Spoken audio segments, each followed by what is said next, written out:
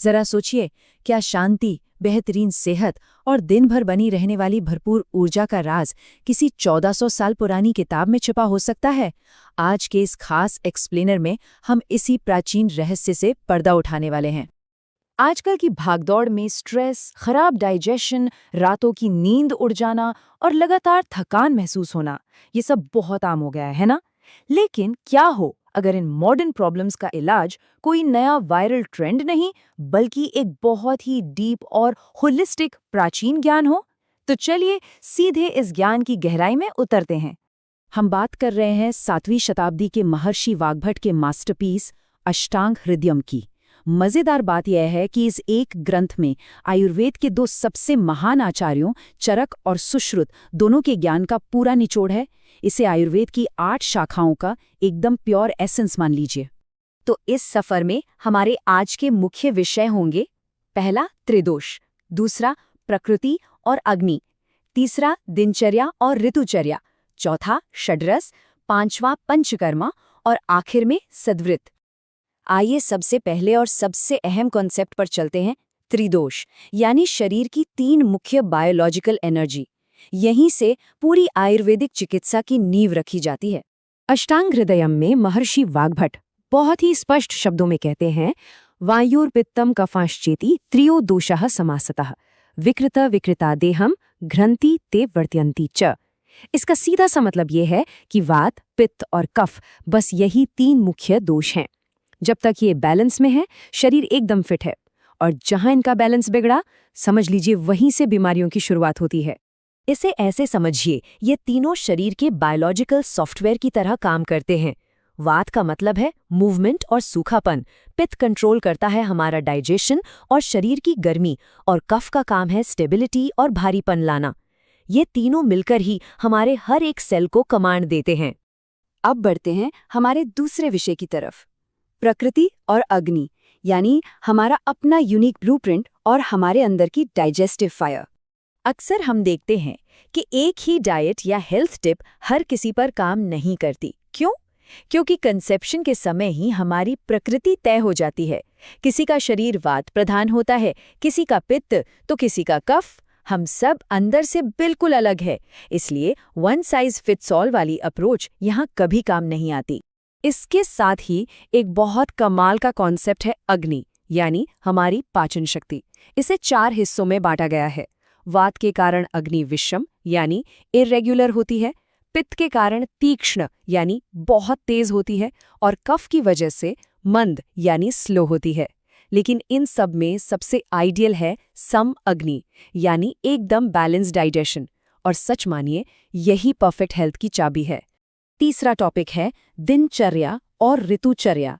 आसान भाषा में कहें तो टाइम और सीजन्स के साथ तालमेल बिठाना। प्रकृति के साथ चलना ही बीमारियों को दूर रखने का सबसे पक्का तरीका है। आयुर्वेदिक डेली रूटीन, जिसे दिनचर्या कहते हैं, उसकी शुरुआत होती है सुबह 4:30 बजे, यानी ब्रह्म मुहूर्त में उठने से। फिर दांतों की सफाई, उसके बाद अभ्यंग यानी ऑयल मसाज, और फिर व्यायाम। लेकिन ध्यान रहे, आयुर्वेद कहता है कि अपनी कैपेसिटी का सिर्फ आधा ही व्यायाम करना है। भोर होने से पहले उठने और इस रूटीन को फॉलो करने के जो फायदे हैं ना, वो सच में किसी जादू से कम नहीं है। और सिर्फ रोज का रूटीन ही नहीं, मौसम के हिसाब से भी बदलाव जरूरी है, जिसे ऋतुचर्या कहते हैं। साल की 6 ऋतुओं के हिसाब से हमारी डाइट भी बदलनी चाहिए। खासतौर पे ये समझना कि उत्तरायण यानी नॉर्दर्न सॉल्स्टिस के दौरान शरीर की एनर्जी कम होने लगती है, जबकि दक्षिणायन के समय प्रकृति हमें नरिश करती है। तो बस मौसम के साथ अपनी आदतों को सिंक कर लेना ही सबसे बड़ी समझदारी है। अब आते हैं चौथे विषय पर, षड्रस। यहाँ खाने को सिर्फ कैलोरीज नहीं, बल्कि शरीर के लिए एक पावरफुल मेडिसिन माना गया है। देखिए, जो भी हम खाते हैं वो शरीर के अंदर जाकर एक केमिकल रिएक्शन करता है। आयुर्वेद में 6 स्वाद बताए गए हैं, जिन्हें षड्रस कहते हैं। अब अगर वात बढ़ गया है तो मीठा, खट्टा और नमकीन स्वाद उसे शांत करते हैं। वहीं दूसरी तरफ कड़वा, तीखा और कसैला स्वाद बढ़े हुए कफ को कंट्रोल करने में मदद करते हैं। इसीलिए अगर हेल्थ को मेंटेन रखना है तो हमारी रोज की डाइट में इन 6 के 6 स्वादों का होना बहुत जरूरी है। अगर किसी एक ही स्वाद का ज्यादा इस्तेमाल किया जाए तो दोषों का बैलेंस बिगड़ जाएगा। सबका बैलेंस ही शरीर को एकदम परफेक्ट हार्मनी में रखता है। हमारा 5वां टॉपिक है पंचकर्म, मतलब जब शरीर के पूरे सिस्टम को एक डीप रीसेट की जरूरत हो। कभी कभी क्या होता है कि साधारण डाइट या लाइफस्टाइल में बदलाव से काम नहीं चलता। टॉक्सिन्स शरीर में बहुत गहरे बैठ जाते हैं। ऐसे में सिर्फ लक्षणों को दबाने की बजाय शोधन की जरूरत पड़ती है। शोधन का मतलब है शरीर के अंदर की पूरी सफाई, जो गहराई में जमे हुए इम्बैलेंस को जड़ से बाहर निकाल फेंकती है।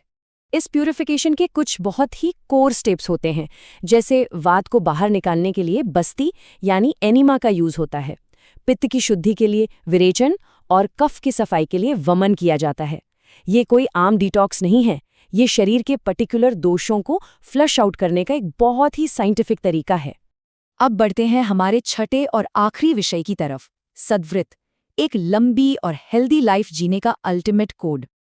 प्राचीन आयुर्वेद साफ कहता है कि हेल्दी माइंड के बिना हेल्दी बॉडी मुमकिन ही नहीं है। वाग्भट जी का ये श्लोक सुनिए, धारयेतु सदा वेगान हितैषी प्रेत्यचैः च लोभ ईर्ष्या द्वेषमात्सर्य रागादीनाम जितेंद्रियः। इसका सीधा सा मतलब है कि शरीर की जो नेचुरल जरूरतें हैं उन्हें कभी मत रोकिए, लेकिन मन के अंदर जो टॉक्सिक वेग उठते हैं जैसे लालच, जलन, नफरत, उन पर तो हर हाल में ब्रेक लगाना ही होगा। आज के इस एक्सप्लेनर का पूरा निचोड़ अष्टांग हृदयम की इस एक लाइन में छिपा है, रोगस्तु दोष वैषम्यम दोष साम्यम अरोगता। बस इतना समझ लीजिए कि त्रिदोष का इम्बैलेंस ही बीमारी है और उनका परफेक्ट बैलेंस ही असल हेल्थ है। यही आयुर्वेद की पूरी फिलॉसफी का बेस है। तो इस 1400 साल पुराने प्रैक्टिकल विजडम को समझने के बाद एक बहुत ही जरूरी सवाल सामने आता है, कल से कौन सी एक आयुर्वेदिक आदत की शुरुआत की जा सकती है? क्या वो ब्रह्म मुहूर्त में जल्दी उठना होगा या फिर अपने खाने में 6 स्वादों को शामिल करना? कोई भी एक छोटा सा कदम उठाइए और होलिस्टिक लाइफस्टाइल की तरफ अपनी शुरुआत कीजिए। इस एक्सप्लेनर में हमारे साथ जुड़ने के लिए बहुत बहुत शुक्रिया।